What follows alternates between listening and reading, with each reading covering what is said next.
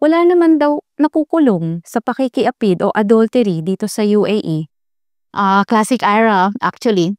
Ang usaping adultery o pakikiapid habang kasal ay itinuturing pa ring krimen. Sa kasalukuyan, ito ay private complaint na ang ibig sabihin ay kailangan ng reklamo ng asawa para masampahan ng kaso.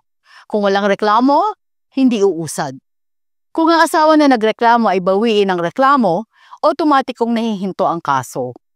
May time limit na 3 buwan mula nang malaman ng asawa ang akto para maghain ng reklamo. Tandaan, may time limit na 3 buwan mula nang malaman ng asawa ang akto para maghain ng reklamo.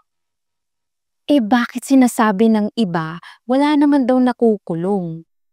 Dahil bihira na nga ang mga asawa na nagsasampa ng kaso. Madalas, nagiging civil matter, dinadaan sa divorce or annulment kaysa sa kriminal. Pangalawa, maraming kaso ang nababasura kapag binawi ang reklamo.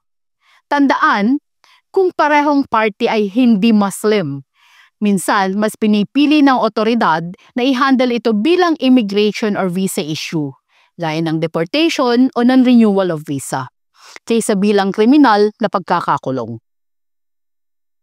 Pero posible pa din ba ang pagkakakulong? Kung itinuloy ng asawa ang reklamo, lalo na kung Muslim ang complainant at may matibay na ebidensya, pwedeng magkaroon ng kulong, deportation at entry ban.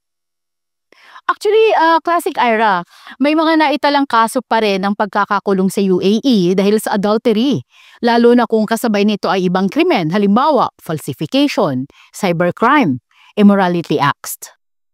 Kung nasa UAE ang complainant, paano mag-file ng reklamo? Kailangan nilang tandaan na... Ganon! Habibi! Huwag ako!